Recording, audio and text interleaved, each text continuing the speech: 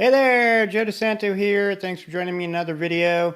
Actually, if you like my videos, if you wouldn't mind giving me a like and or subscribe, I'd appreciate it. It helps me out. But on to the video here, talking about easy ways to buy relatively small amounts of Bitcoin, like, I don't know, $5,000 or less. So let's see. It's gotten easier over the years to buy Bitcoin. Bitcoin's, I don't know, came out in 2009, and, it's gotten much easier to acquire and hold Bitcoin.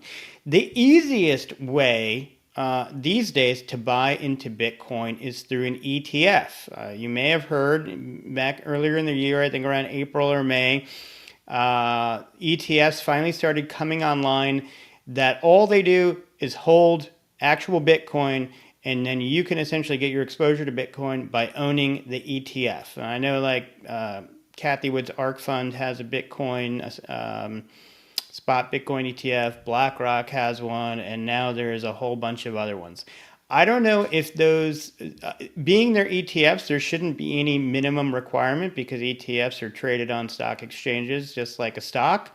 So that's probably going to be the easiest way to get exposure. Now, the next easiest way, and if you want to get a little bit more into the crypto game, is to use what's called a centralized exchange. And just for a little clarity, you may have often heard that in the cryptocurrency world that it's a decentralized environment or decentralized currency and so on. And what that means is that with cryptocurrency, you can, I don't know, give money back and forth and exchange funds without a middleman, without a bank. Like, you want to send money from yourself to a friend, nowadays you got to go through a bank.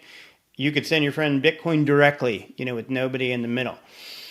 However, we call certain companies like Coinbase, Gemini, Crypto.com, we call them centralized exchanges because they actually, while they make it easier for you to buy and sell and onboard and offboard cash or fiat currency into cryptocurrency, they do act as a little bit of a middleman. They sort of hold your coins, and technically, they own your coins. You buy your coins through, say, Coinbase. They actually own the keys, but they represent that they're holding them on your behalf through your account. That is a lot of reason why people don't like centralized exchanges, but it's also kind of the reason they call them centralized exchanges. But it's by far, outside the ETF, the easiest way to open an account. It's much like a brokerage account, just like Fidelity or Schwab is for stocks. You go online, you open the account, you can connect your bank through an ACH connection, get money in there right away, and start buying. Those three exchanges I mentioned are very reputable. Coinbase is a publicly traded company now. So I don't think you have as much worry about having any issues with your funds, but with decentralized exchanges, in addition to what I mentioned of technically they own your coins, you don't own them, they're just holding them on your behalf, they also are not insured by the FDIC, much like a Schwab or a Fidelity is, so that's a little bit of another issue. You may have heard about an old exchange, FTX, that went out of business, stole everybody's money.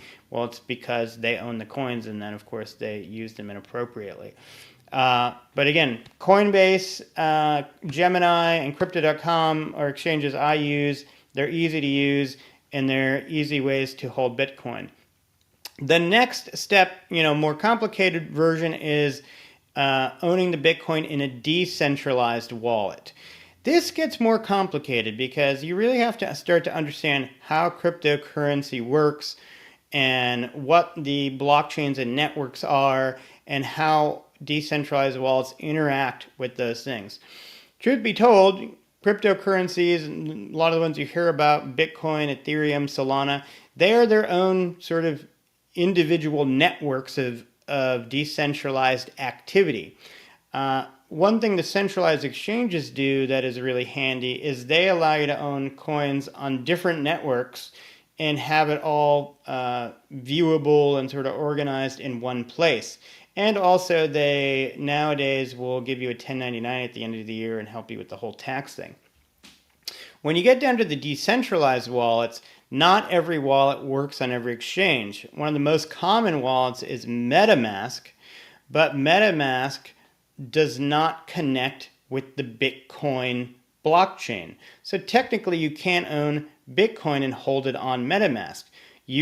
MetaMask interacts with the Ethereum blockchain, and you can buy wrapped Bitcoin that exists on Ethereum, which is like a 1-to-1, finance, a dollar value ratio, but you don't actually own Bitcoin when you're buying wrapped Bitcoin. There are some decentralized wallets that do allow you to connect to the Bitcoin blockchain and own Bitcoin in your wallet. Ones that I know of are actually Coinbase. Again, they have a decentralized wallet that you can own Bitcoin on. Also, Ledger allows it, I believe, and Trezor allows it, amongst a few others. Now, to further complicate it, Trezor and Ledger are also cold storage wallets. So you connect an actual physical device to your wallet, and it keeps your crypto keys safe, because in order to trade them or move them or send them anywhere, you have to actually have the physical device. See how this is getting very complicated? I'm listening to myself and I'm thinking, this is really hard to follow. And the truth of the matter, it is hard to follow. I've spent a lot of time getting my head in understanding how cryptocurrencies and blockchains and decentralized networks work. And if you just want to buy some Bitcoin, I would suggest go to the centralized exchanges, or better yet, just go buy an ETF through your brokerage house. Super easy peasy and done. I'll even throw out one last thing. I do see Bitcoin ATMs around. I have no idea how they work. I have no idea when you go in there and you probably put your debit card in. Do they give you a wallet address? How do they know what your MetaMask wallet is? I don't know. If you've ever bought from a Bitcoin ATM, let me know how it works. I'm really curious. Maybe I should go buy some Bitcoin today from an ATM and figure it out myself. Anyway, that's what I have to say about that. Hope it was helpful. I will see you in the next video.